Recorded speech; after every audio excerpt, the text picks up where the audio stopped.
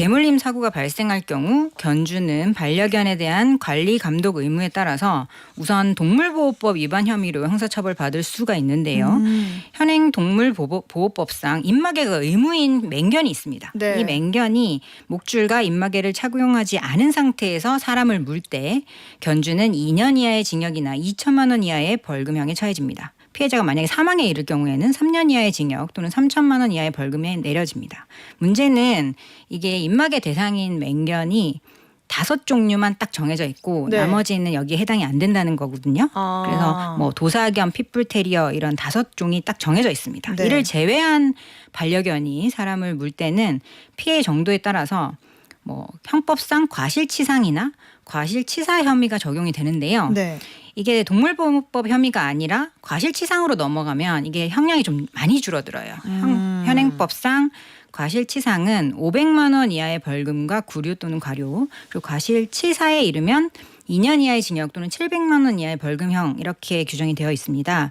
그래서 만약에 다친 경우에는 네. 뭐 과실치상 혐의로 기소가 되더라도 피해자와 합의를 통해서 아예 형사처벌을 면하게 되거나 아니면 500만 원 이하의 벌금 정도로 마무리되는 경우가 많습니다. 입마개와 목줄이 의무화된 맹견의 경우에는 좀 더 처벌이 강화돼 있다라고 보시면 될 것 같아요. 네. 도사견, 아메리칸 핏불테리어, 아메리칸 스테퍼드셔 테리어, 스테퍼드셔 불테리어, 로드와일러 그리고 그 각 잡종의 개가 바로 그것인데요. 이게 2024년부터 규정이 일부 개정이 돼서 이 종류가 아니더라도 이미 과거에 물림 사고를 일으켰던 개의 경우에는 품종과 상관없이 기질평가위원회의 판단에 따라서 네. 개의 기질을 평가하고 공격성이 높다고 판단되면 맹견으로 지정할 수 있게 되었습니다. 그래서 맹견으로 지정이 되고 나면 보호자는 외출 시 의무적으로 입마개를 착용시켜야 되고 또 동물 등록, 책임보험 가입 이런 게 의무화되고요. 또 맹견 사육 허가를 받고 정기적으로 교육도 받아야 됩니다.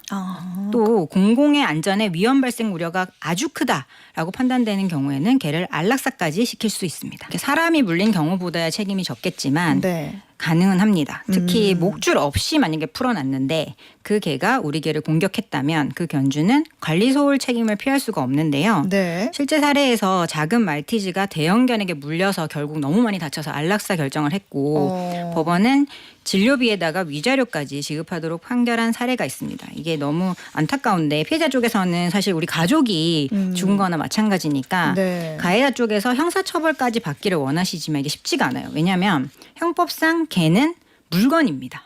그래서 그렇다고 하더라고요. 네, 개가 다치거나 죽으면 이게 재물손괴죄가 적용이 되는데요. 네. 문제는 재물손괴죄에는 과실범 처벌 규정이 없습니다. 그러니까 고의가 있어야만 처벌이 가능한데 뭐 물어 이렇게 해서 일부러 물게 한 사례는 거의 없을 거잖아요. 그러니까 실수로 다치게 한 경우에는 형사처벌이 어렵다라고 보시면 되겠습니다. 가해 견주가 보험을 가입해 해두면 치료비의 90%까지도 보상되는 사례도 있고요.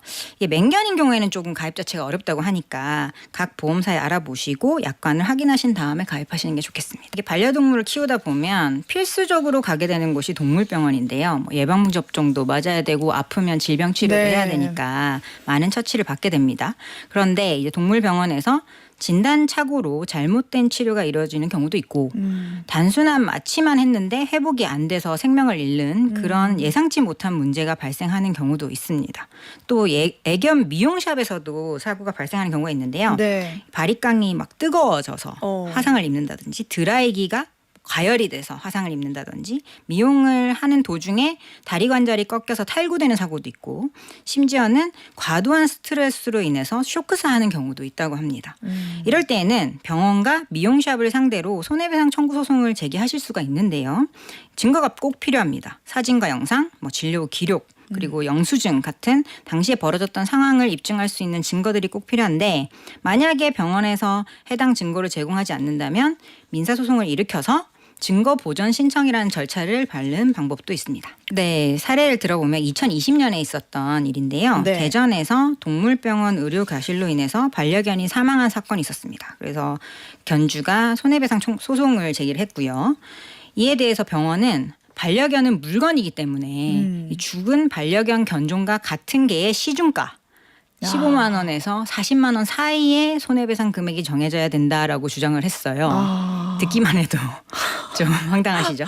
하지만 법원은 이 주장을 다행히 받아들이지 않고 네. 이 개가 원고 부부가 6년 동안 함께 생활하면서 서로 육체적, 정신적 교감을 해온 생명체이다. 그래서 이게 시장에서 돈을 주고 구입해서 대체할 수 있는 물건이 아니다라고 판단을 했고 그런 병원 측의 주장이나 사고방식을 도저히 수긍하기 어렵다라고 이야기하면서 기존의 반려견이 사망하기 전에 치료하는 데 쓰인 기왕진료비 219만 원과 또 견주들의 정신적 위자료 200만 원까지 해서 419만 원을 전액 지급할 의무가 있다라고 판결을 했습니다. 네, 다행히 이제 반려동물을 물건이 아니라 생명체로 대우하려는 입법 논의가 활발한데요. 예를 네. 들어서 뭐 반려동물을 키우려면 자격 시험을 보고 키울 수 있게 한다든지 공공 분쟁 조정 센터를 설립한다든지 그리고 펫보험 가입을 의무하도록 확대한다든지 이런 부분들이 법제화가 진행 중입니다. 그래서 이제 반려동물 자체가 1,000만 넘어서고 있다고 해요. 그래서 네. 법과 제도도